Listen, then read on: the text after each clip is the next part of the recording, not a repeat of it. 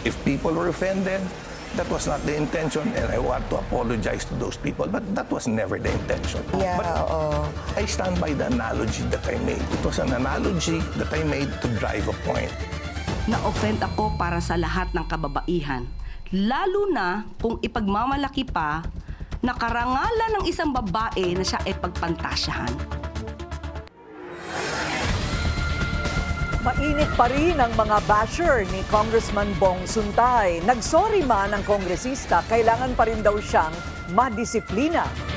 Marami ang offended, marami ang kumundena mula celebrities hanggang sa mga kasama niya mismo sa Kamara. Iba't ibang opisyal, iba't ibang grupo, iisang batikos. Huwag kang bastos. Magandang gabi, ako po si Pinky Webb. Ako naman si Willard Cheng. Napapanood tayo sa Free TV Channel 31. At ako si Corina Sanchez Rojas. Simulan na natin ang agenda. Kadiri at inappropriate. Congressman Bong Suntay inuulan ng batikos dahil sa pambabastos daw kay Ann Curtis.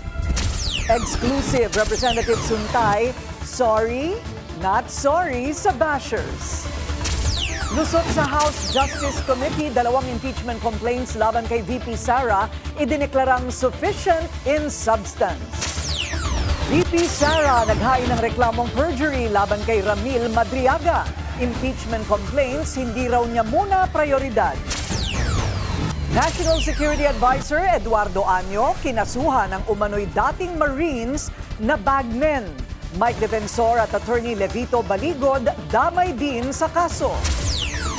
Sa harap ng posibleng pagsirit ng presyo ng produktong petrolyo, pagpapababa ng excise tax, planong i-certify as urgent ni PBBM. Sa gitna ng pag-atake sa Iran, US President Donald Trump, binantaan din ang Spain. At approved ang visa, SB19, may bago na namang achievement sa Billboard.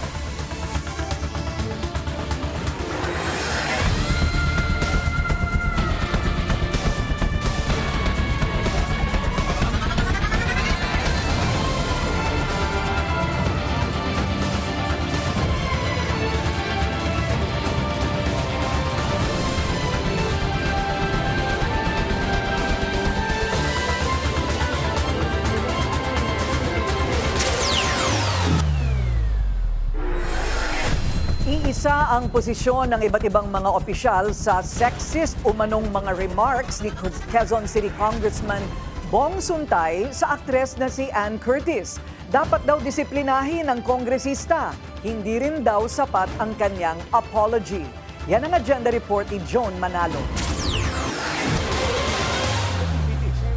Nararapat daw humarap sa disciplinary action si Quezon City 4th District Representative Bong Suntay dahil sa naging inappropriate comments nito tungkol sa aktres, host at social media influencer na si Ann Curtis. Noong hearing ng impeachment complaints laban kay Vice President Sara Duterte na tumaon din sa pagdiriwang ng National Women's Month. Umani ng batikos mula sa matataas na opisyal ng pamahalaan at mga LGU maging ng mga kapwa niya mambabatas ang naging pahayag ni Suntay na nanindigan pang hindi niya raw sinasadyang magkaroon ng mali siya ang kanyang mga nasambit. Paliwanag niya, analogy lang daw ito. If people were offended, that was not the intention, and I want to apologize to those people, but that was never the intention. Well, that's good that you want So to you want to apologize. apologize to Kasi as you people said, who feel offended. Yeah, Yeah, but oo. I stand by the analogy that I made. It was an analogy that I made to drive a point. Could this constitute as your apology already to the public? Yes, as I've said even last night, you know, there was no malice intended in the statement. If it was taken out of context and if different conclusions to the statements were made, I apologize to those people who were offended, especially women.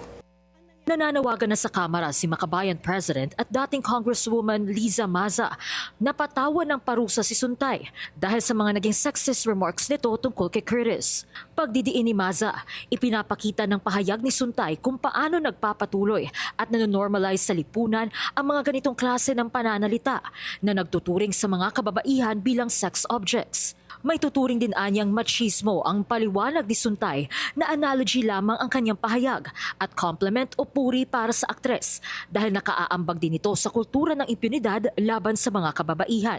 Ganito rin ang paninindigan ng Gabriela Women's Party na mariing kinundina ang pahayag ni Suntay. Hindi raw ito maituturing na biro o casual banter lang, kundi direktang pag-atake sa dignidad ng mga kababaihan at glaring display of entitlement.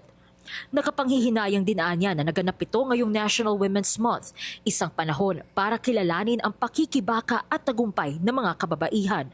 Maging ang kapwa Quezon citizen ni Suntay na si Mayor Joy Belmonte nananawagan sa mambabatas na humingi ng paumanhin para sa inappropriate remarks nito. Nakadidismaya rin anyang makita ang casual display of objectification ni Suntay ngayong National Women's Month at nakababahala rin para sa babaeng alkalde na naging bahagi pa si Suntay ng konsehong nagpatupad ng Gender and Development Code ng lungsod. Kaya full accountability rin ang hinihingi ni Belmonte mula kay Suntay at sana raw ay kumilos ito ng may dignidad na siyang hinihingi ng kanyang posisyon at maging ng lungsod. Para naman kay Senator Risa Ontiveros na chairperson ng Senate Committee on Women, Children, Family Relations, and Gender Equality, walang excuse sa repulsive remarks ni Suntay. Nakababahala rin anya na iginigiit pa rin ng mambabatas na walang mali sa kanyang sinabi. Kaya nararapat daw itong mapaalalahanan na bawal ang gender-based harassment sa bawal bastos law at may kaakibat itong kaparusahan. Nasa tungkulin anya ni Suntay na sundin ang batas na naglalayong protektahan ang mga kababaihan.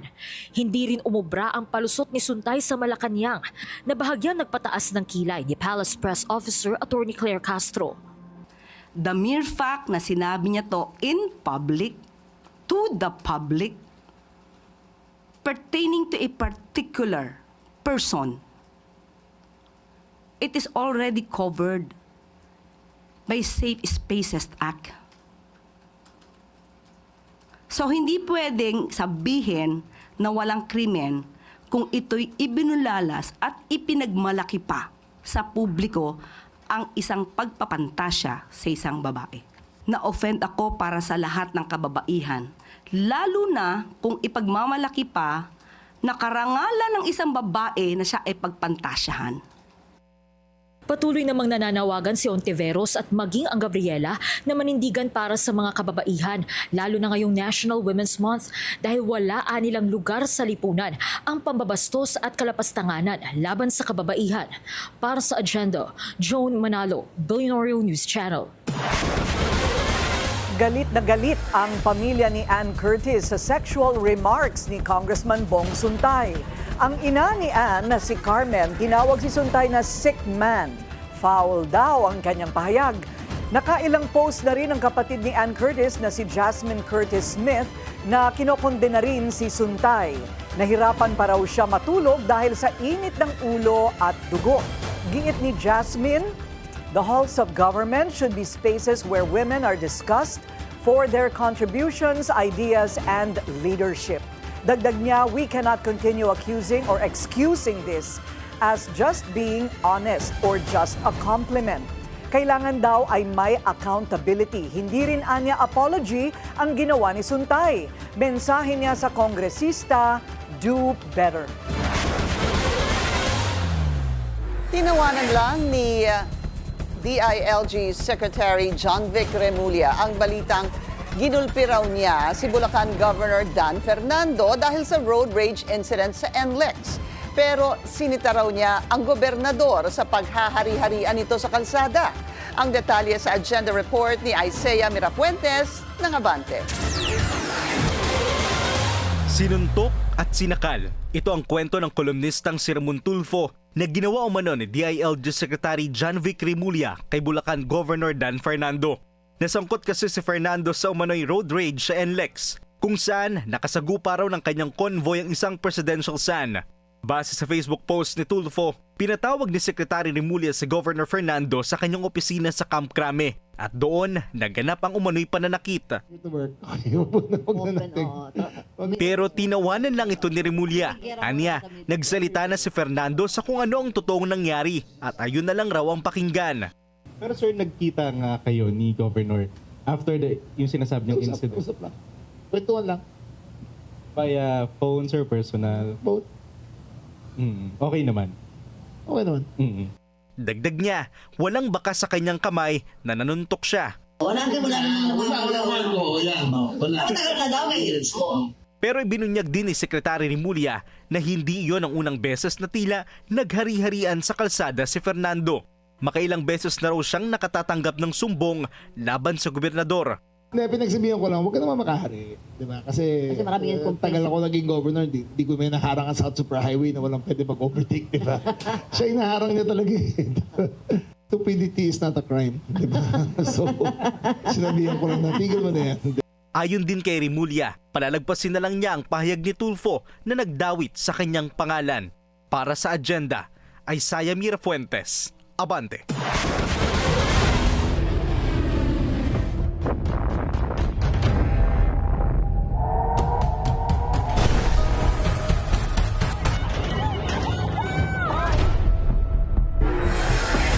Nasa ika-4 na araw na ang opensiba ng Amerika at Israel laban sa Iran.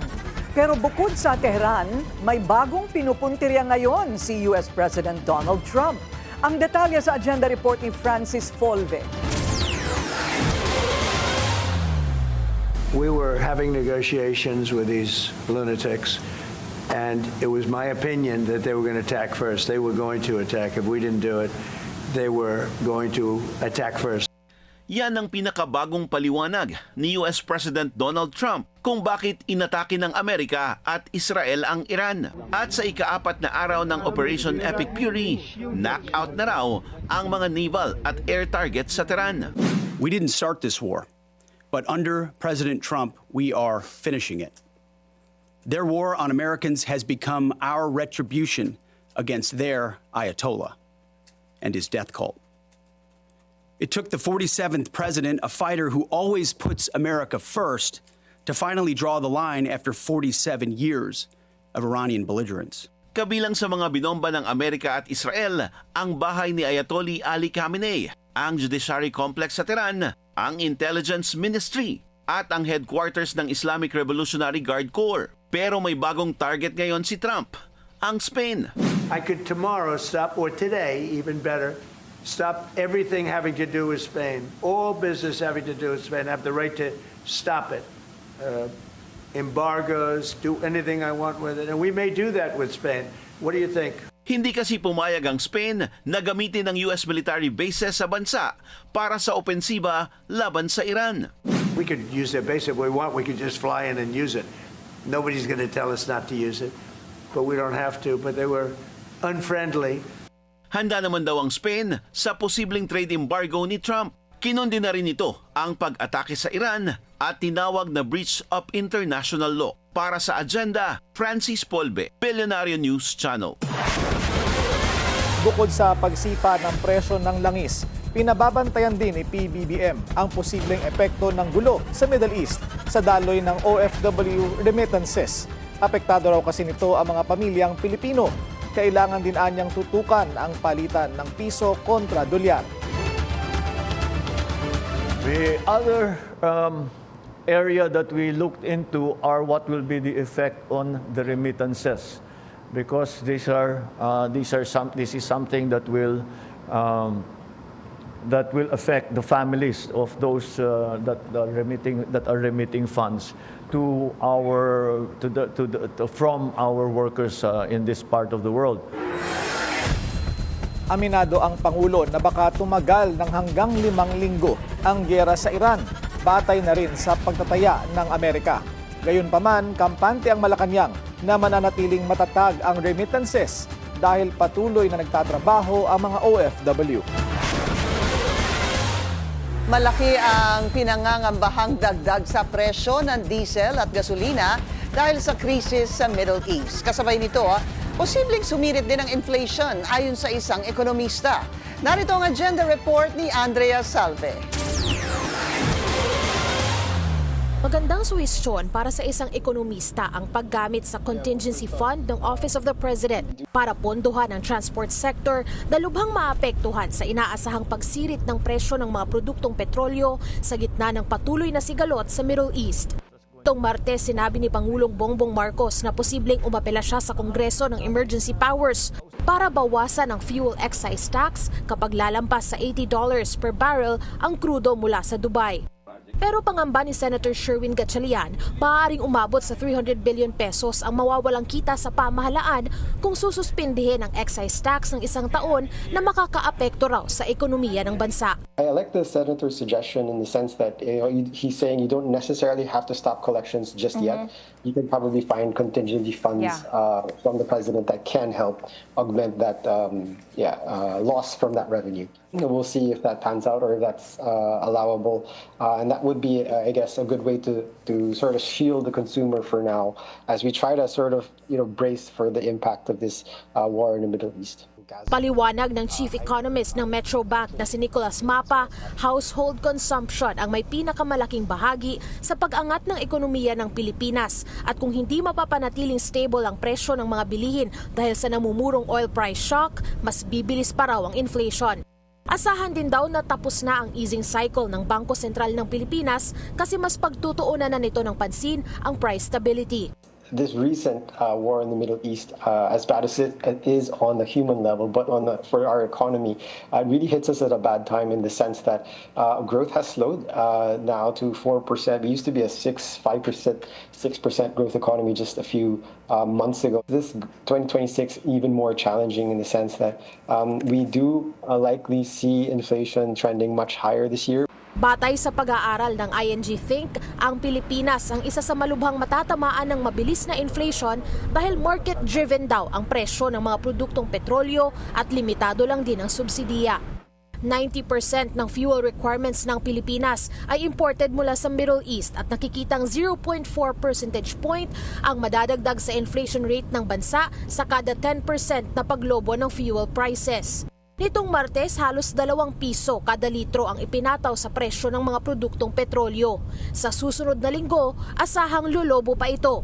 Sa projection ng ilang small oil players, posibleng pumalo sa halos 10 piso kada litro ang ipapataw na dagdag sa presyo ng diesel. 5 piso naman sa gasolina. Para sa agenda, Andrea Salve, Billionaire News Channel. Handa si PBBM na i-certify as urgent ang isang emergency measure na magbibigay sa Pangulo ng kapangyarihang tapyasan ng excise tax sa langis. Ito ay bilang paghahanda sa posibleng pagsirit ng presyo ng krudo dahil sa sigalot sa Middle East. Una nang nilinaw ng Pangulo na pansamantala lamang ang hakbang at aalisin din ito kapag humupa na ang krisis. Suportado ng ilang mambabatas ang panukala pero wala pa raw tiyak na numero kung gaano kalaki ang ibabawas sa buwis.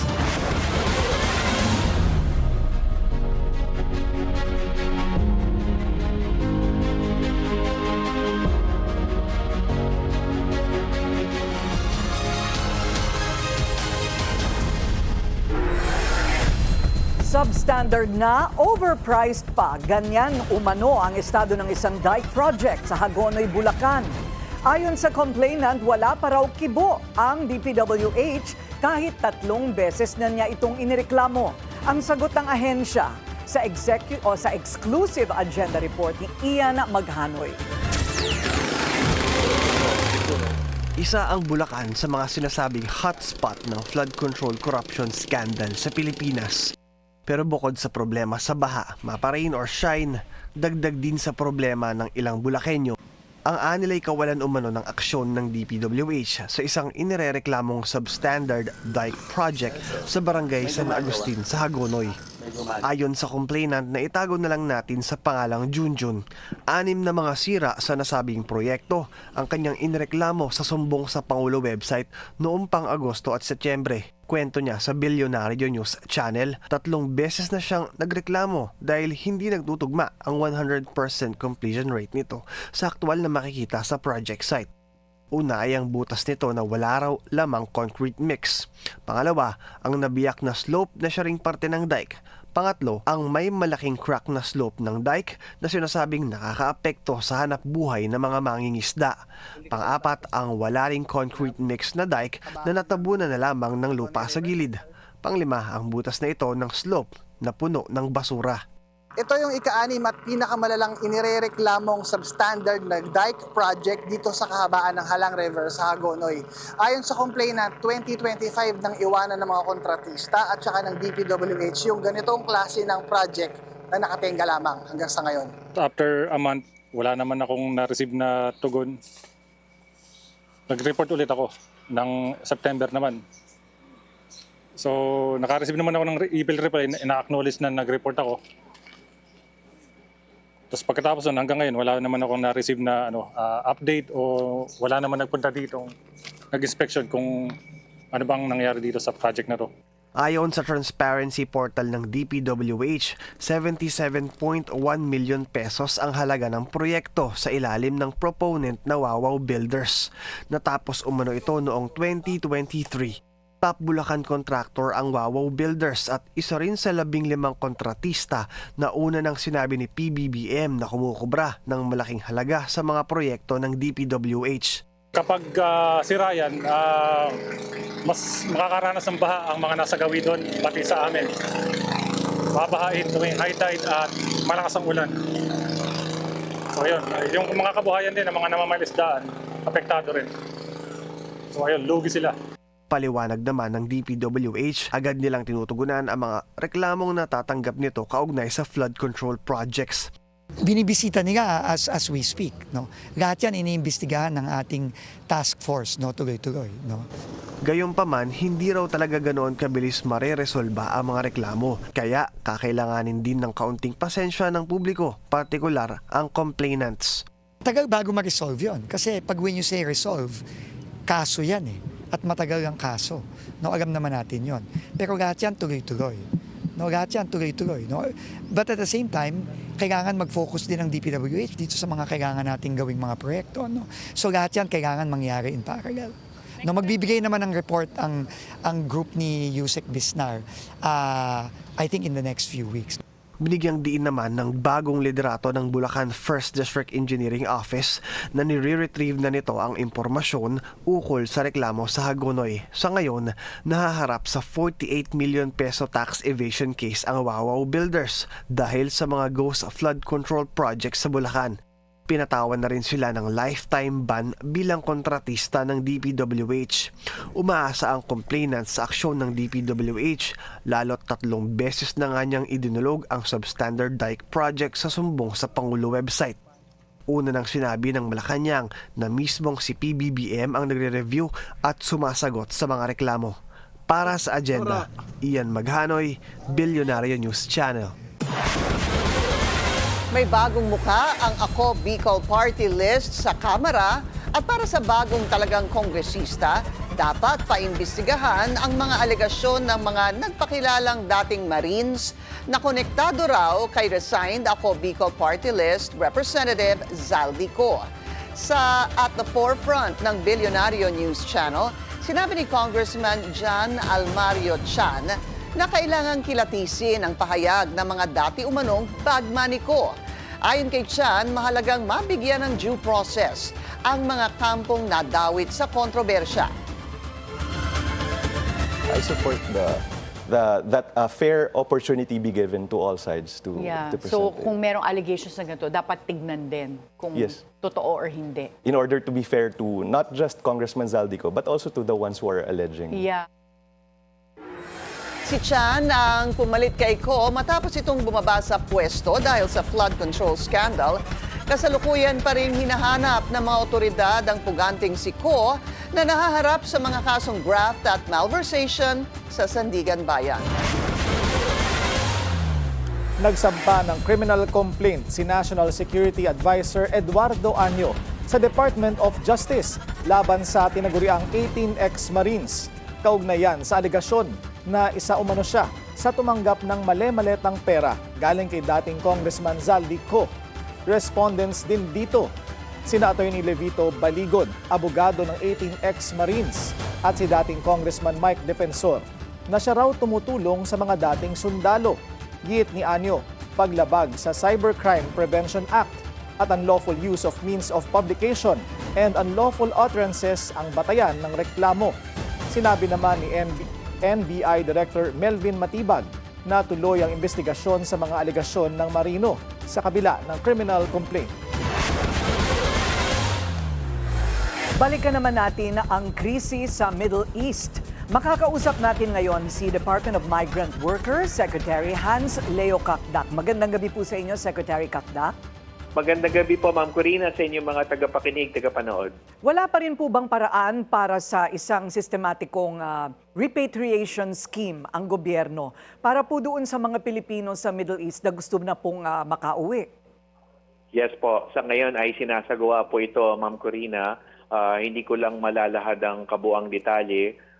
Meron lang kasi tayong limitasyon in terms of pagkasara ng airspace at airport na karamihan ng mga apektadong bansa.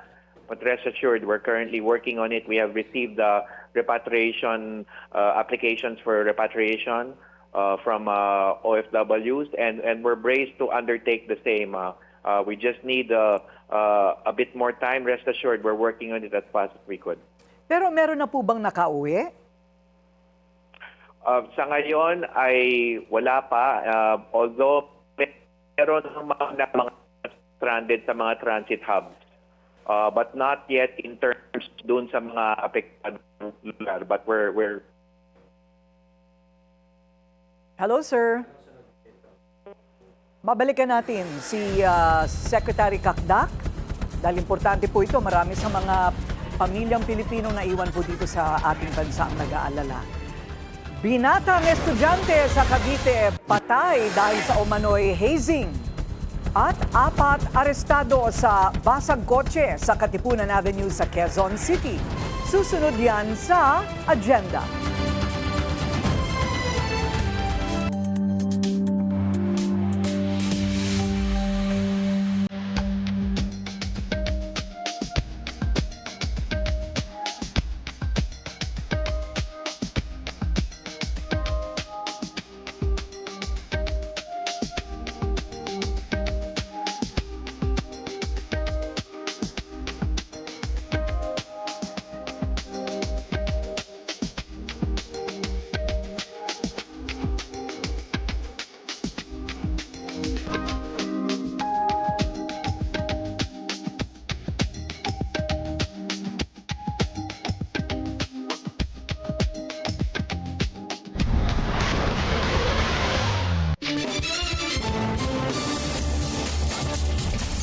Traffic check muna tayo ngayong Miyerkules sa EDSA Mega Mall. Bumper to bumper ang mga sasakyan sa northbound lane.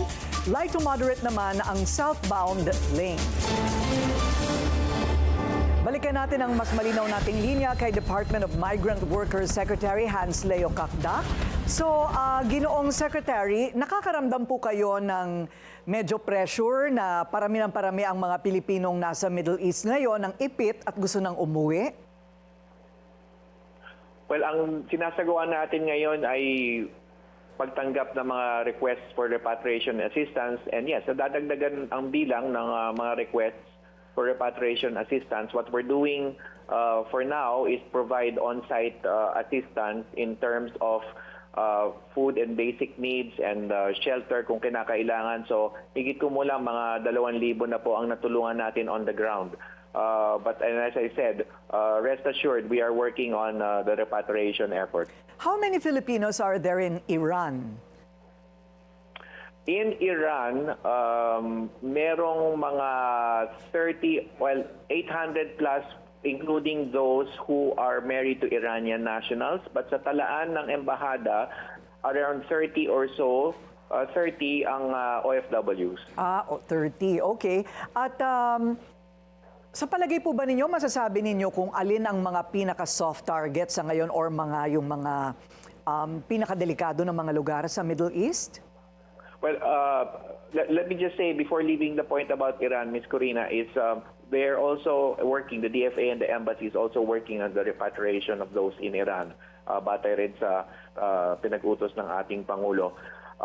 We are seeing na yung mga areas na may requests for repatriation assistance, yun din yung mga areas na may mga more attacks than the others. So by this I mean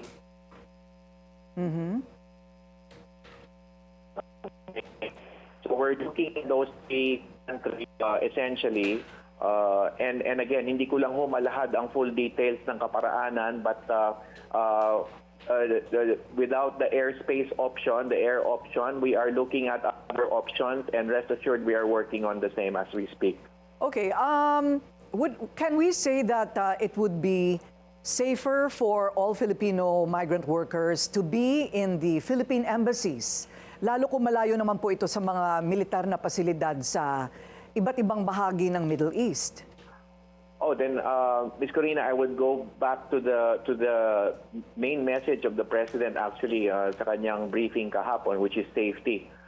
Meaning to stay, ang tawag ay shelter in place, which means to stay if their place of residence or yung pinagtatrabahuhan kung caregiver sa Israel household is safe, then stay where you are. So yan po ang pangunahing payo, and no longer seek other forms of shelter or proceed to the embassy kung safe na kayo where you are. So yan ho ang pangunahing advice. But of course, meron talagang mga cases na talagang kailangan nagre-request silang mai-shelter o mailikas. So, in-country evacuation ang tawag namin doon. So, meron na ho rin tayong natulungan sa aspeto na yon. And as I said, combined with those given food and basic needs, that runs up to around 2,000. Pero hindi naman ho yung buong 2,000 ang nabigyan ng facilitated accommodation. So, kumusta po ang pondo natin? Sapat naman po ba kung sakaling may mga ngailangan ng repatriation at assistance sa mga OFW? Yes. We have an action fund that is already in place for this year, and kahapon sa meeting sa gabinete, nandun si Secretary Rolly Toledo at nagbigay naman din siya ng positibong mensahe sa aming mga ahensya na nangangailangan ng karagdagang pondo. And these are also being worked out as we speak. By way of example, we need emergency personnel. So sa tauhan ito namin, will augment our current rosters. So ibibigay naman po yon, at that's just one example. And of course, yung kaukulang action fund pondo for financial and medical assistance ay ibibigay din po bilang karagdagan. Maraming salamat po sa inyong oras, and good luck, DMW Secretary Hans Leo Kakdak. Maraming salamat po. Maraming salamat, Ms. Corina, sa inyong tagapakinig sa panood. God bless po. Samantala, bumuelta si VP Sara gamit ang reklamong perjury laban sa nagpakilalang bagman niya umano na si Ramil Madriaga. Kasabay nito ay dineklara na ring sufficient in substance ang 2 impeachment complaints laban sa pangalawang Pangulo. Narito ang agenda report ni Joan Manalo. Naghain ng reklamong perjury si Vice President Sara Duterte laban kay Ramil Madriaga, ang nagpakilalang dating aide at umano'y bagman ng pangalawang Pangulo na nakakulong ngayon sa Camp Bagong Diwa sa Taguig City. Pasado alas 9 ng umaga kanina, dumating si VP Sara sa Taguig City Prosecutor's Office para personal na isampa ang kanyang reklamo. Kasama rin niya ang kanyang legal counsel na si Attorney Paulo Panelo Jr. at 5 testigong sina dating Vice Presidential Security and Protection Group o VP-SPG Commander Colonel Raymond Glachica, dating VP-SPG Deputy Group Commander Lieutenant Colonel Dennis Nolasco, dating OVP Spokesperson Attorney Reynold Monsayak at 2 dating PSG Commander. Giit ng kampo ni VP Sara sa kanilang complaint affidavit, walang katotohanan ang mga sinasabi ni Madriaga na magkakilala sila ng bise. Nanindigan din sila na walang personal at profesional na relasyon ang dalawa. Hindi rin totoo yung mga kwento ni Ramil Madriaga tungkol sa mga posisyon niya sa PSG, sa VP-SPG, sa DepEd at sa OVP. Kaya imposible yung pinaparatang niya laban kay VP Sara. So we are confident that this is more than sufficient to for the prosecutors to find probable cause and to determine that there is reasonable certainty of conviction. Dagdag din ni Panelo, hindi raw nababahala ang bise na kasama ang affidavit ni Madriaga sa mga ebidensyang inihain sa impeachment complaints laban sa kanya. This is a perfect opportunity to show to the people how politically motivated these impeachment complaints are, because they are based on a worthless testimony from an untrustworthy source like Madriaga.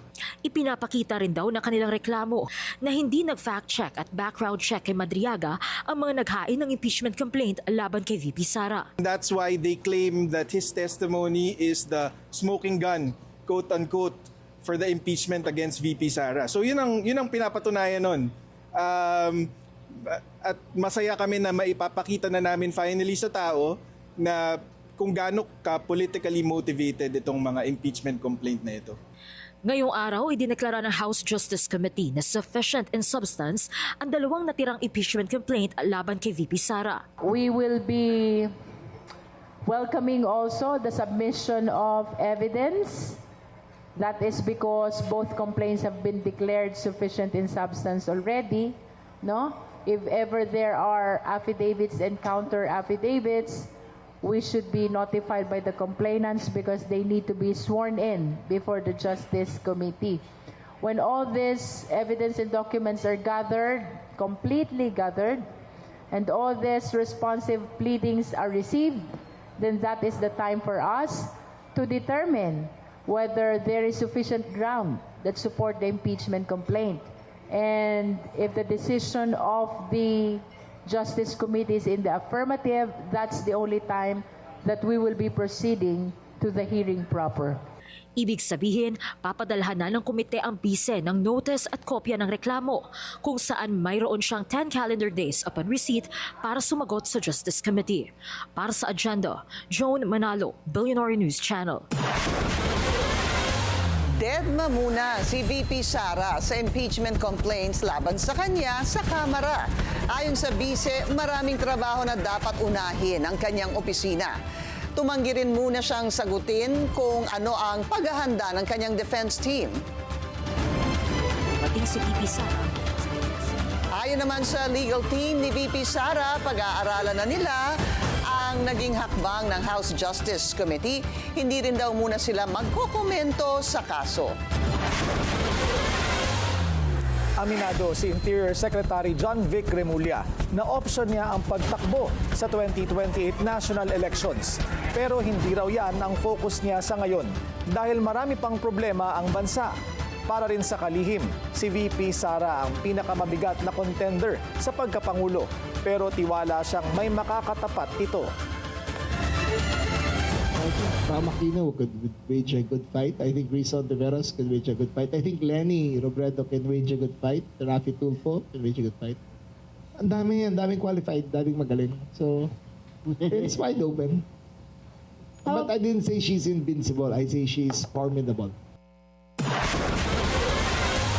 Muling dumistansya si Marikina 1st District Representative Marcy Teodoro sa kumpanyang pumaldo umano ng kontrata sa kanyang distrito. Kasama ang kongresista sa inspeksyon ng DPWH sa mga flood control project sa Marikina. Narito ang agenda report ni Ian Maghanoy. Malisyoso kung tawagin ni Marikina City 1st District Representative Marcy Teodoro ang mga ulat na nauugnay sa kanya sa Bell Construction. Batay sa pagsusuri ng Billionaire News Channel sa mga dokumento ng DPWH, si Elmer Thomas De Leon, ama ng volleyball star na si Bea De Leon, ang may-ari ng kumpanya. Bilyones umano ang mga nasungkit na kontrata ng Bell Construction sa Marikina City mula 2017 hanggang 2025. Karamihan umano ng proyekto nasa 1st District ng Marikina City kung saan nakaupo si Teodoro at nagsilbi noon ang kanyang asawa na si Mayor Maan Teodoro. Parang may malis may mali siya. I mean, I want to be to straighten the fact Ang data pag tiningnan mo, wala masyadong proyekto ang Bell dito sa distritong ito, sa unang distrito at karamihan ng proyekto ay naroon sa kabilang distrito. Hindi ko na babanggitin kung saan yung distritong 'yon. Ayon kay Teodoro, 6 na buwan pa lamang siya sa katungkulan at wala pa siyang anumang proyektong naipatutupad sa lungsod bilang kongresista. Ginawa niya ang paglilinaw sa gitna ng pag-inspeksyon ni DPWH Chief Vince Dizon sa Flood Control Project Master Plan ng Marikina City, isang joint venture sa pagitan ng ahensya at ng Japan International Cooperation Agency o JICA. Kasama sa mga sinilip ni Dizon ang ginagawang drainage system sa Sumulong Highway na 2022 pa sinimulan. Yun, ang problema, wala tayong pondo for the, I think, 175 million na lang. Bumaba na yon from 250 million dahil nababa tayo ng presyo ng materyales. Pero wala pang pondo yon. No? Tiniyak ni Secretary Dizon sa mag-asawang Teodoro na maghahanap siya ng pondo para tuloy-tuloy na ang konstruksyon ng proyekto. Para sa agenda, Ian Maghanoy, Billionario News Channel. Mag-aala korte ang Ethics Committee ng Senado ngayong Marso sa paglatag ng mga reklamo laban sa kanilang mga kasamahan. Kasama sa mga pinaiimbestigahan sina Senators Bato de la Rosa at Chis Escudero. Di rin ligtas maging ang committee chair na si JV Ejercito. Ang detalye sa agenda report ni Hannah T. Nakatakdang upuan ng Senate Ethics Committee ang mga nakabimbing ethics complaint laban sa mga senador ngayong Marso. Ayon sa chairperson nitong si Senator JV Ejercito, ipopublish pa nila ang updated rules at saka susuriin ng bawat committee member ang mga reklamo bago ang March 18 na target na pagdinig ng Ethics Committee. And that's the only time we will, pag na-vet na namin, kung natanggal na namin yung mga frivolous cases or complaints, then that's the only time we will inform those senators concerned. 6 na ethics complaint ang nakabinbin ngayon laban sa mga senador at hindi pa ito pinapangalanan lahat ni Ejercito para maiwasan umanong pagpiestahan sila. Posibleng closed door o executive session naman ang kanilang susunod na pagpupulong. Kasi it will be unfair naman kung halimbawa I hope that the public will understand that in case it will be dismissed, pero 'di ba? Damage will have been done already kahit na in the end kung ma-dismiss man yung kaso, pero napagpiestahan na, 'di ba? Alam naman, especially this day and age of social media, napakabilis. It's really within seconds, no, yung reputation, one's reputation can be ruin one's reputation within seconds.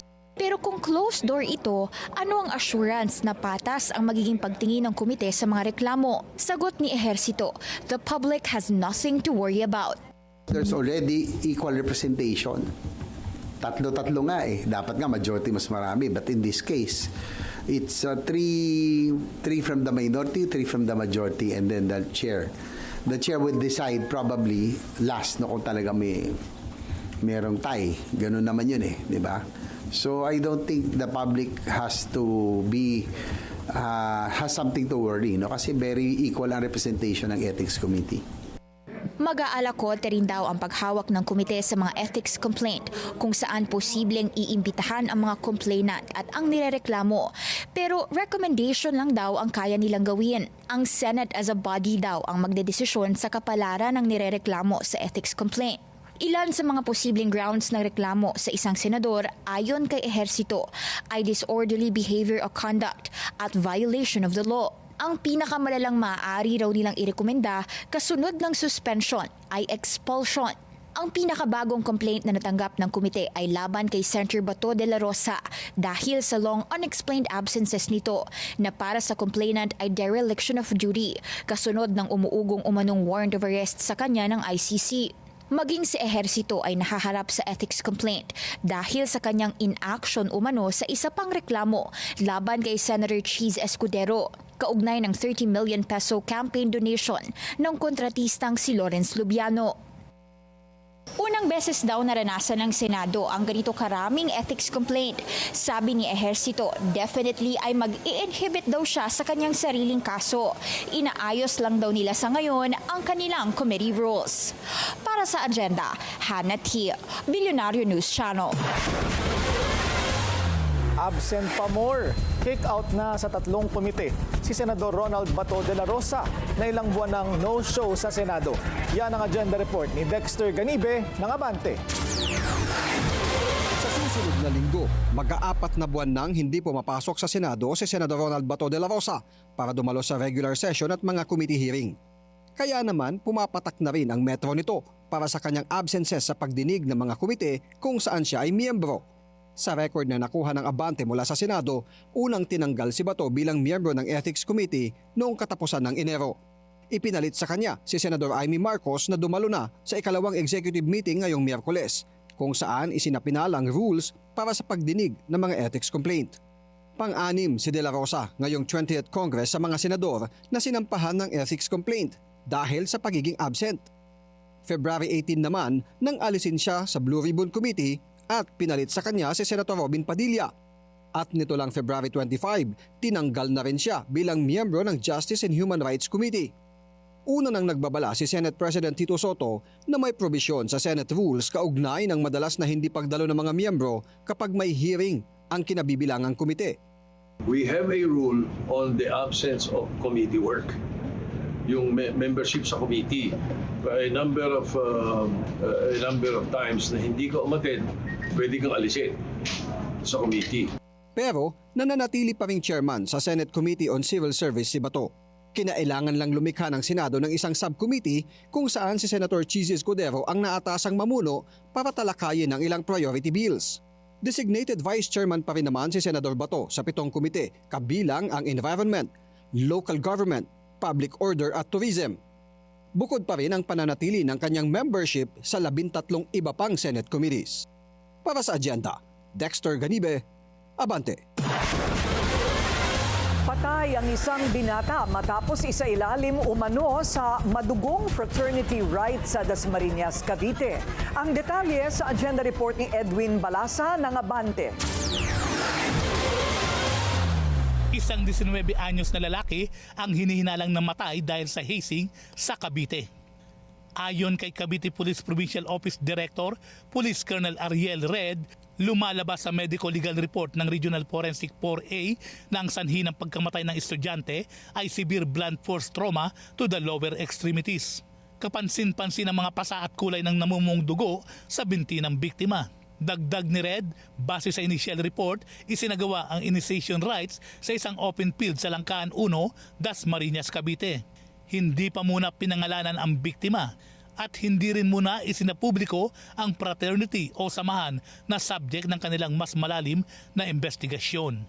Pero giit niya, halos 2 dosena na kabataan o 21 schoolmate ng biktima ang tinitignan bilang suspect at persons of interest sa pagkamatay nito. Sa mga kinakadapat investigation, meron lumalabas po tayong 21 personalities. But yung siya po doon ay lumalabas sa ating investigation ngayon ay may parang at mayroon talagang very published leader. Subject po naman yan natin yan, of course, na final individual.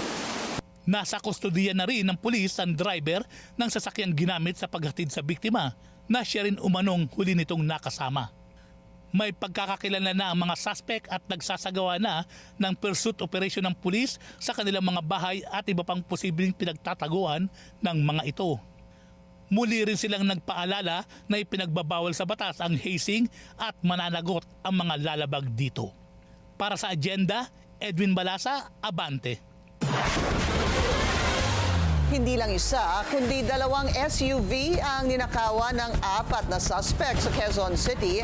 Huli sa CCTV ang basag kotse sa isang coffee shop sa Katipunan Avenue. Sa video na inilabas ng QCPD, makikitang dumating ang isang motorsiklong may 2 sakay. Lumapit ang lalaki sa puting SUV at tila may sinisilip sa loob. Maya-maya lang, binasag na ang mga salamin nito. May hinablot ang lalaki mula sa loob ng sasakyan na kanyang iniabot sa kasama. Pero imbis na kumaripas, bumalik pa ang suspect sa itim naman na sasakyan. Ayon sa PNP, arestado na ang mga suspect at na-recover na rin ang mga ninakaw na gamit. Patay ang isang security guard ng BF Resort Village sa Las Piñas matapos mauwi sa gulo ang pag-takeover sa clubhouse nito.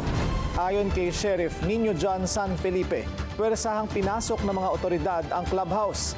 Matapos magmatigas ang mga tao rito, aabot din daw sa 10 katao ang nasugatan sa insidente. Ayon naman sa kaanak ng security guard, bumagsak sa sahig at tinapak-tapakan umano ang biktima na binawian ng buhay sa ospital. Desidido daw silang gawin ang lahat para mapanagot ang mga responsable.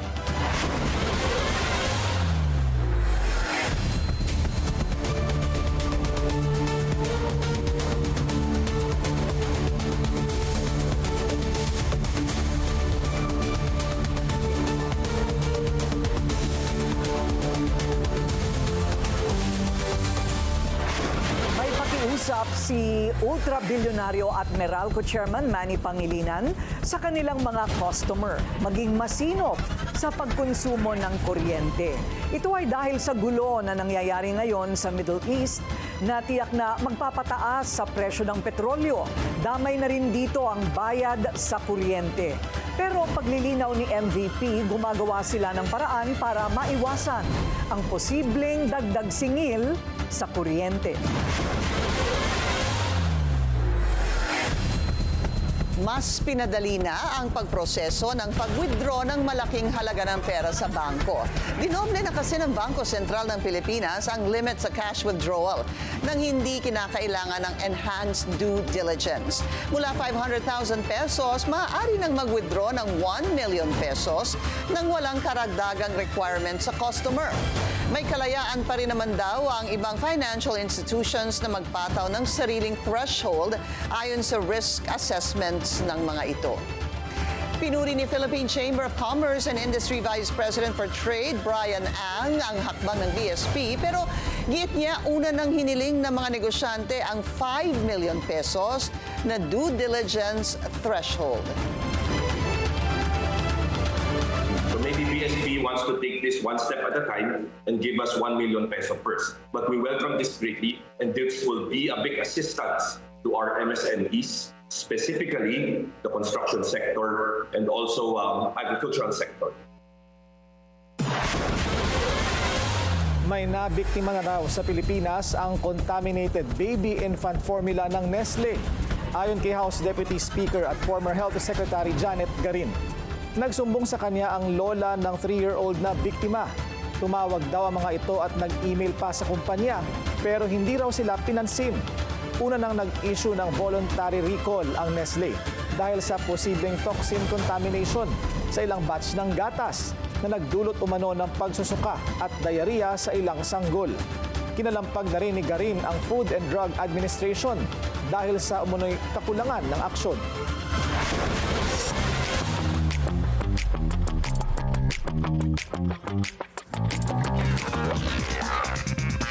Many celebrities are rallying behind Ann Curtis, kasunod ng pambabastos ni Congressman Bong Suntay.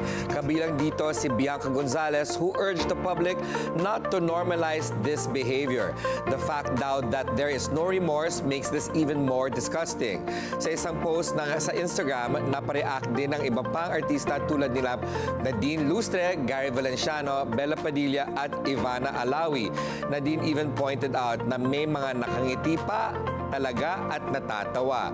As for Gabby Garcia, she reminds those who hold power to act like it. Git niya, objectifying women, even in passing remarks, is unacceptable.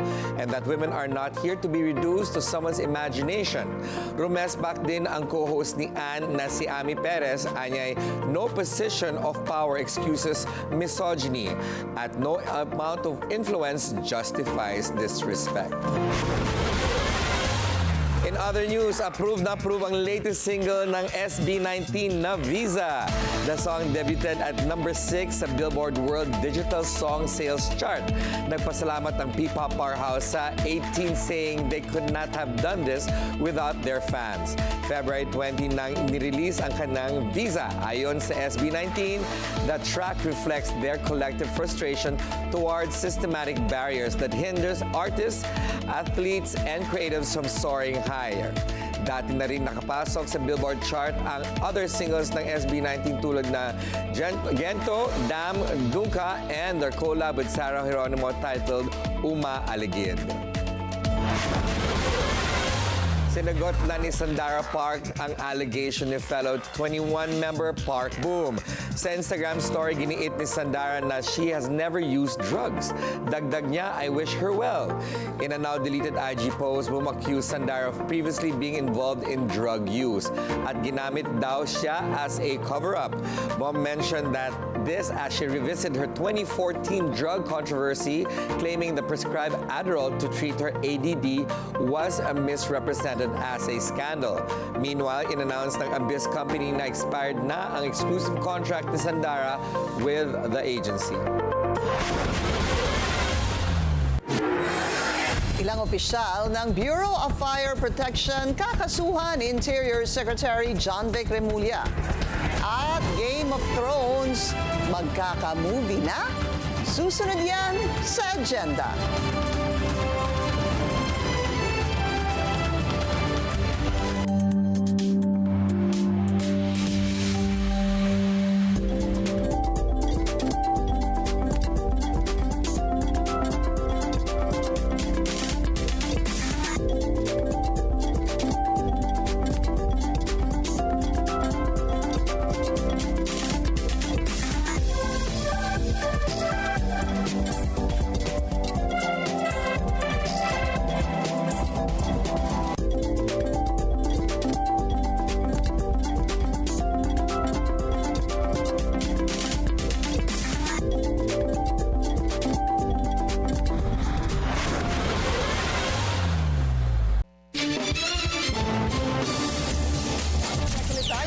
Sa White Lanes, moderate to heavy ang daloy ng mga sasakyan sa northbound lane, light to moderate naman ang southbound lane. Muling binira ni Senador Dante Marcoleta ang tinatawag niyang cheap fakes o spliced video na pinost umano ng kampo ni Senate President Pro Tempore Ping Lacson. Sinisira daw kasi nito ang kanyang reputasyon. Yan ang agenda report ni Hannah T. What objective is being served by repeatedly advancing this narrative? Bakit tila ako ang palagi niyang tinatarget?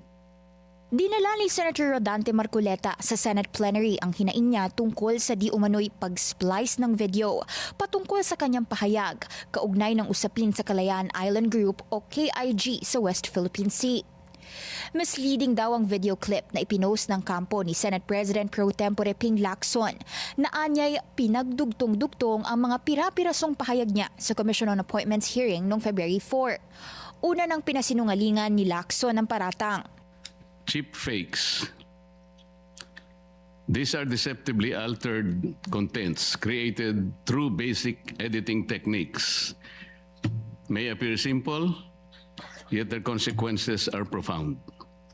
With nothing more than selective splicing, omission, or rearrangement, narratives can be distorted, reputations can be damaged, and truth itself can be compromised. Taken out of context daw si Marcoleta at sa orihinal na pagdinig sa CA, ginamit lang daw niya ang halimbawa ng giving up the KIG bilang hypothetical scenario para ilarawan ang legal complication sa pagdedelineate ng West Philippine Sea. Maaari raw may legal implication ng ganitong uri ng pag-edit ng video. Posible raw itong pumasok sa ilalim ng Cybercrime Prevention Act, partikular sa mga probisyon laban sa online libel at video tampering. Nasa sesyon din si Lacson habang nagsasalita si Marcoleta, pero hindi ito tumugon sa mga pasaring ng kapwa-senador. It's simply by way of manifestation as a member Si of Senator the Amy Committee Marcos lang ang sumunod on na nagsalita Appointments. na sinuportahan I was si Marcoleta. present, Tempted daw sumagot si Lacson, pero pinili niyang magkibit balikat kaugnay nito. Sabi ni Lacson, baka raw mas maintindihan ng kanyang colleague ang isang Chinese writing na nagsasabing mahirap ipaliwanag sa isang summer insect ang konsepto ng yelo. Dagdag ni Lacson, walang anumang splice na nangyari dahil ang mga pahayag ni Marcoleta sa pagdinig ay madali na iintindihan kahit daw ng isang kindergarten student. Nauna na rin sinabi ni Lacson na entirely baseless at malicious imputation of wrongdoing ang paratang na minanipula ang video. Para sa agenda, Hannah T., Billionaire News Channel. Binawi ni ML Party List Representative Laila De Lima at ng Makabayan Bloc ang kanilang authorship sa inaprubahang anti-dynasty bill ng Kamara. Ayon kay De Lima, dekada na nila itong isinusulong, kaya hindi siya makakapayag na maging bahagi ng panukala na anyay mema lang. Sinegundahan ito ni na Representatives Antonio Tino, Sara Elago at Rene Co. Git nila, hindi sila susuporta sa panukalang nire-regulate pa umano ang political dynasty, bagay na tinututulan nila mismo. Puno rin daw ng loopholes ang substitute bill at dinisenyo lang para protektahan ang mga makapangyarihang pamilya.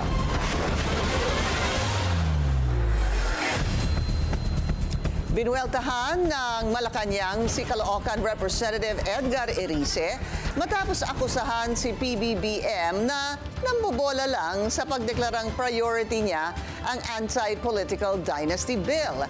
Ayon kay Palace Press Officer Yusek Claire Castro, sa halip na sisihin ng Pangulo, dapat mag-focus si Erice sa paggawa ng batas. Bakit naman po kay Pangulo isisisi? Kung ayaw niya yung version sa House of Representatives, di sa pagka nagkaroon po ng pagdebate, debatihin niya po munang mabuti.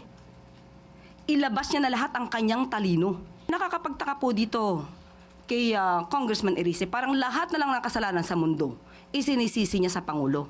Trabaho po nilang gumawa ng batas. Kaya trabahuhin niya po iyan kung anong gusto niyang version. Matapos ang kanyang outburst kahapon sa Kamara, tinanggal si Erice bilang House Deputy Minority Leader.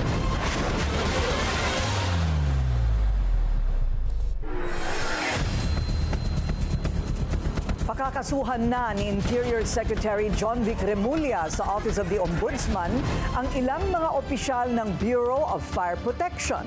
Kaugnayan sa umano'y korupsyon sa fire truck at sa pilitang pagbebenta umano ng overpriced fire extinguisher sa mga establishmento. Higit 50 opisyal daw ang masasampulan, kabilang si BFP Chief Jesus Fernandez. Balita yan, lahat ng building na to, tumingin kayo, nakapaligid dyan, lahat ng hanap buhay dito, binibwisit ng BFP. Lahat. Lahat yan binibentahan at pinaparefill ng mga fire extinguisher. This has to stop. Pipigilan namin to. Kawawa naman yung mga tao. At hindi ka bibigyan ng business permit hanggang bigay mo yung gusto nila. May araw rin sila. 10 kilalang social media influencers ang kakasuhan ng PNP Anti-Cybercrime Group dahil sa pag-endorso umano ng illegal online gambling. Kabilang dyan sina Jam Magno, Perks Gaming, Vic Desukatan, 150 at Princess Solomon. Damay din sina Normie Garcia, Cherry White, Girl Tapang Vlogs, Al Moralde at Bemax TV Fam. Ayon sa mga otoridad, nirefer na ang mga reklamo para sa paglabag sa Cybercrime Prevention Act at Syndicated Estafa. Nakikipag-ugnayan na rin sila sa Meta para maipatanggal ang kanilang social media pages.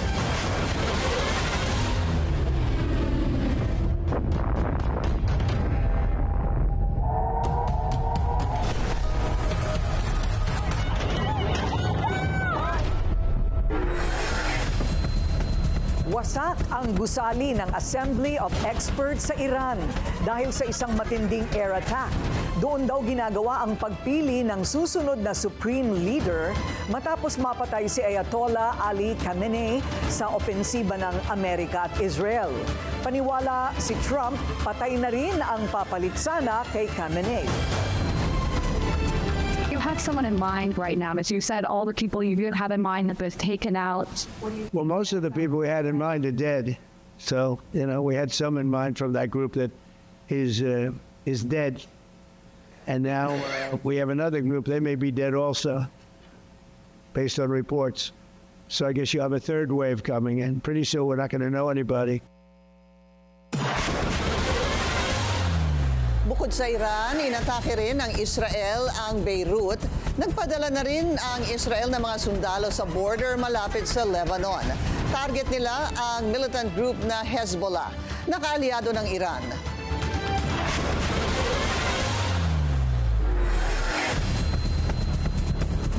Hindi papatol ang ICC sa mga pasaring ni Davao City Representative Paulo Pulong Duterte tungkol sa pananahimik nito sa gulo sa Middle East. Ayon sa ICC, wala itong jurisdiction sa mga krimen sa non-state parties, maliban na lamang kung magkaroon ng resolusyon o referral mula sa UN Security Council para sila ay makapag-imbestiga. Bilang isang judicial body, hindi raw sila maaaring magbigay ng komento sa developments sa gitnang silangan.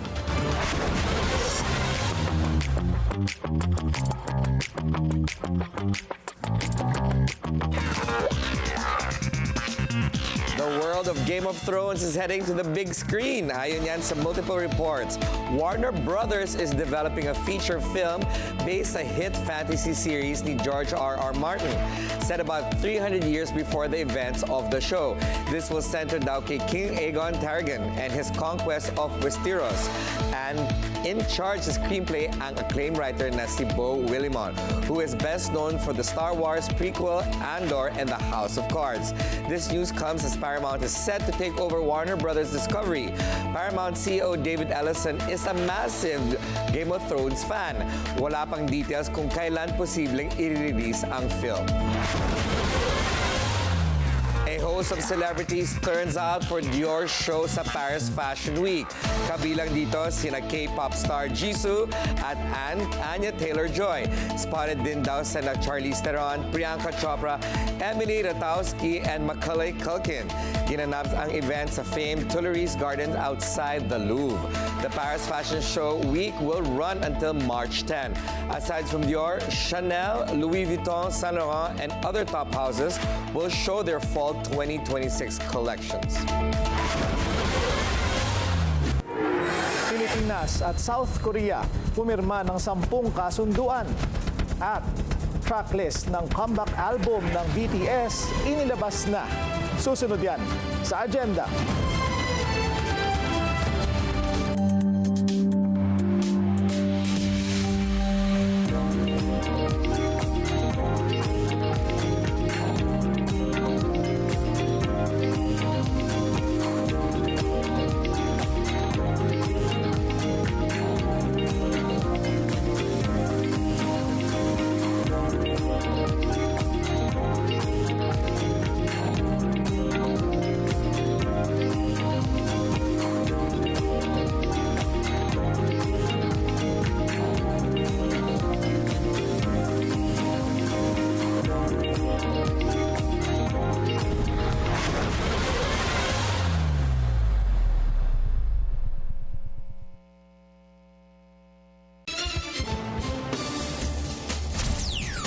Isa pang traffic check ngayong Wednesday rush hour.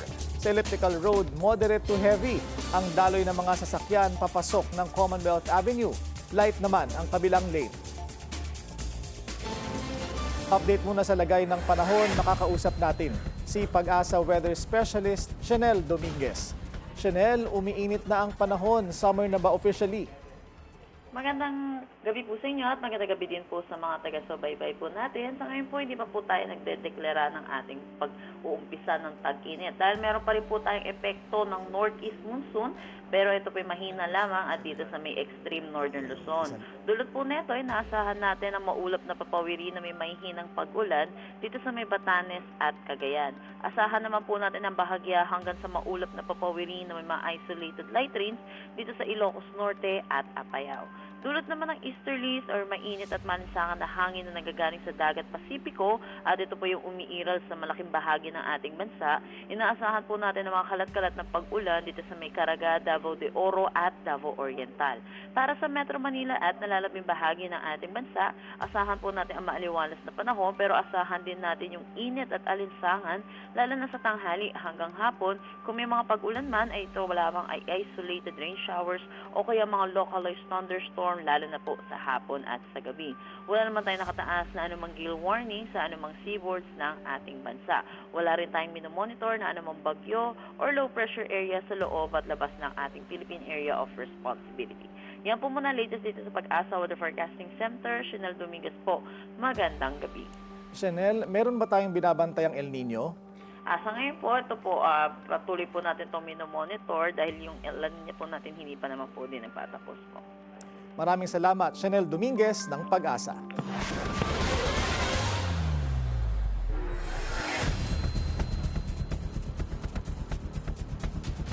Tumibay pa ang relasyon ng Pilipinas at South Korea sa paglagda sa 10 kasunduan para mapahusay ang iba't ibang sektor. Ang detalye sa agenda report ni Ivy Reyes. Sampung kasunduan ng nilagdaan ng Pilipinas at South Korea sa state visit ni South Korean President Lee Jae-myung sa Malacanang kahapon. Ang focus ng strategic partnership ng dalawang bansa, edukasyon, defense, kultura at agrikultura at intellectual property. Sa Philippine-South Korean Business Forum naman ngayong araw, pinasalamatan ni Pangulong Bongbong Marcos ang South Korea sa pagtitiwala nito sa bansa na pundasyon daw ng paglago ng foreign direct investments nitong mga nakaraang taon. From comrades in times of uncertainty to partners in times of opportunity, our journeys prove that progress is not accidental. Progress is the product of trust that is earned, promises that have been kept, and cooperation sustained. It is built when nations stand by their commitments, when partnerships are guided by transparency, and when growth is pursued for all. We are grateful to the Republic of Korea for being a steadfast partner in this journey. Because of the confidence that you have placed in our country, foreign direct investments have grown through the decades. Nadagdagan din ng mga pirmadong kasunduan sa shipbuilding, nuclear energy, aerospace, critical minerals at supply chain and retail ang 10 Memorandum of Understanding na sinelyohan kahapon. Inanyayahan ni PBBM si SOCOR President Lee na ituloy ang isang balanced trade sa Pilipinas, lalong-lalo na raw sa sektor ng electronics at biotechnology. Inihayag din ni PBBM ang mataas na pagkilala ng mga Pilipino sa kultura ng South Korea. And Filipinos also have embraced very much Korean culture, starting with K-pop, K-drama, and of course our shared values. The Korean cuisine has become one of the most popular cuisines here in the Philippines. From standing side by side during the Korean War to deepening a strategic partnership today, our relations have come a long way. Kung ano raw ang pagkilala ng mga Koreano sa world-renowned mangoes ng Pilipinas, pati mga tourist destination nito. Ganoon din daw ang pagtanggap ng Pilipinas, lalong-lalo na sa kultura ng musika at pelikula ng SOCOR. Para sa Agenda, Ivy Reyes, Billionaire News Channel. Sa sports, posibleng makaharap muli ni Pinay tennis ace Alex Ayala si world number 4 Coco Gauff sa Indian Wells Open. Excited naman ang Filipino fans na nag-aabang sa kanyang laban. Narito ang agenda report ni US correspondent Steve Angeles. Muling magkakasama ni Alex Ayala ang best tennis player sa buong mundo sa Indian Wells, California. Fresh off a quarterfinals run at the Dubai Tennis Championships, the Filipina tennis phenom is joining the likes of world number 1 Aryna Sabalenka and Coco Gauff, Venus Williams, and even Filipino-Ecuadorian-Canadian Leylah Fernandez sa BNP Paribas Tennis Paradise. Ito ang first major 1,000 level tournament of the season. Looking back at the first part of the year, I think I have a lot of positives to take away. Of course, the atmosphere in each tournament has been amazing, and it's been a different start this year than any other year I've ever had. She entered tournament week ranked at 31st at nabigyan siya ng first round bye. I don't think I've had a bye since I was probably 12 years old. So I don't know how it's really been long, and not a lot of tournaments give out byes. So this position is very scarce, and I'm really excited to be on court, and I think it's definitely a good push to already start in the second round. Excited na ang Filipino fans hindi lang para kay Ayala, but also for Fernandez. I've been coming to this tournament for 10 years.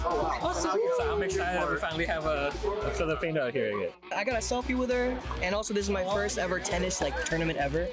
So I'm excited. It's special. Of course, I'm very grateful for all the support that's been coming my way, and it's really heartwarming to see that they really they make the effort and they take the time to come out and to support, and it makes the experience for the player totally different. Friday local time ang unang laro ni Ayala, while the women's finals will take place on March 15. Kasama rin si Ayala sa doubles tournament with her partner, American Eva Jovic. Tuloy si Alex Ayala umakyat sa rankings. Sigurado Filipino tennis fans will continue cheering each victory as they continue to witness her make history. Para sa Agenda, Steve Angeles, Billionaire News Channel, Indian Wells, California. Sasabak ang ilang miyembro ng Philippine National Team sa 5150 Triathlon Guimaras. Aminado mang pressured, handa raw silang ipakita ang resulta ng ilang buwan nilang pagsasanay. Yan ang agenda report ni Sheila Salaysay. Isa na namang malaking hamon ang haharapin ni Kim Remolino mula sa makasaysayang kampanya sa 33rd Southeast Asian Games kung saan nag-uwi siya ng gold sa mixed relay at silver sa men's individual triathlon. Muling susubukin ang tibay at tapang ng isa sa pinakamaaasahang triathlete ng bansa. Sa kauna-unahang 5150 Triathlon Guimaras ngayong linggo, March 8.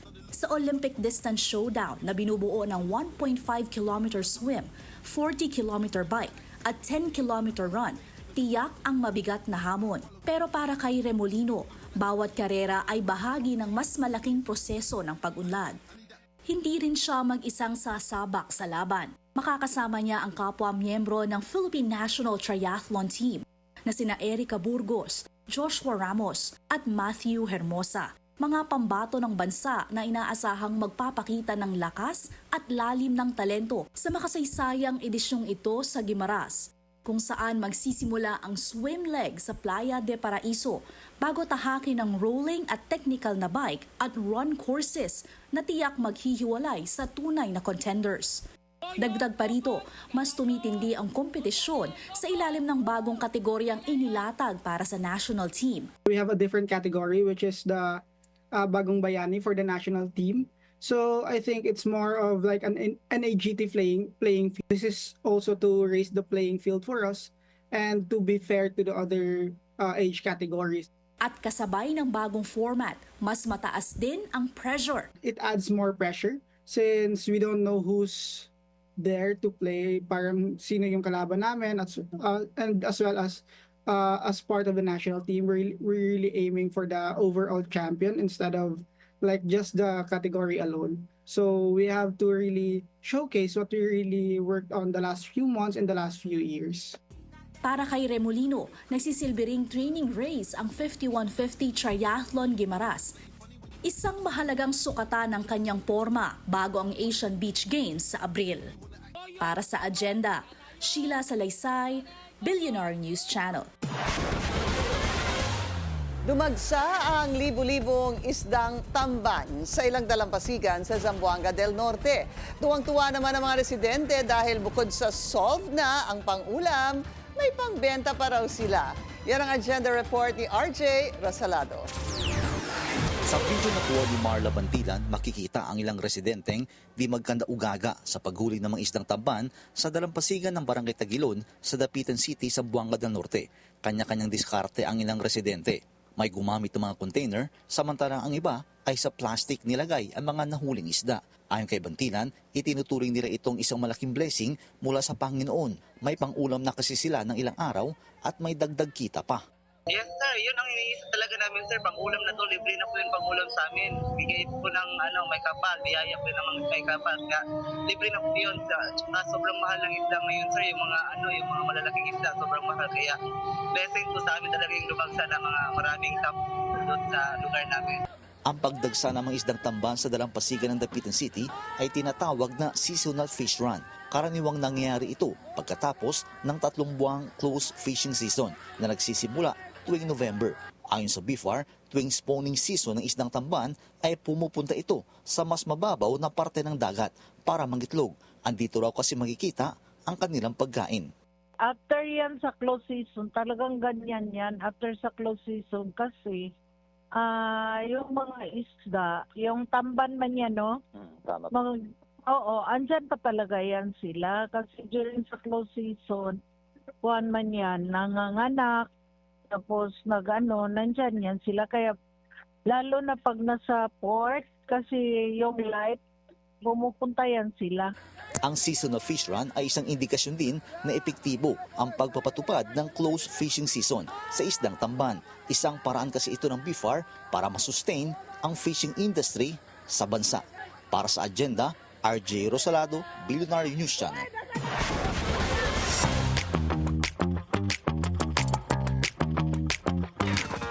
Dirty Feet Don't Care. Sa latest episode ng Friends Keep Secrets podcast ng asawang si Benny Blanco, Kinis ni Selena Gomez ang paa nito. Nang mapansin ito ni Benny, sabi ni Selena, quote, "Don't make it a moment." Nag-viral si Benny last week nang mag-appear siya sa debut episode ng podcast with Dirty Feet. His alleged gross appearance even sparked calls for Selena to leave him. Back in 2024, Benny also sparked backlash nang tawagin niyang soggy and dry ang mga pagkain from a popular Filipino fast food chain. Binawi niya later on sa kanyang statements. YG Entertainment has big plans for 2026. For one, may global tour ang K-pop icons na Big Bang in celebration of their 20th anniversary. This will be their comeback since the release of their single, Still Life, noong 2022. Bukod sa world tour, magpe-perform din ang Big Bang sa Coachella next month. Meanwhile, naglabas na ang Baby Monster ng mini album called Chom. This will drop in May and will be followed by a full-length album around October. Magre-release din ang mini-album ang Treasure. Their T5 unit will also return later this year, while the rapper trio will debut under a new unit name. And finally, YG Entertainment also announced plans to debut a new boy group this fall. Nireveal na ang tracklist ng upcoming BTS album na Arirang. The album has 14 songs including the titles track Swim, Body to Body, Hooligan, and One More Night. Ayon sa label nila na Big Hit Music, the K-pop supergroup held songwriting sessions sa Los Angeles and worked with star producers like Diplo and Ryan Tedder for their album. Ilalabas ito sa March 20. Bukas, inaabangan naman ang release ng full trailer ng BTS, The Comeback Live. Nag-post sa Netflix ng teaser showing the Bangtan Boys with their hit Dynamite in the background. Isi-stream na sa Netflix ang special live event which will take place sa March 21.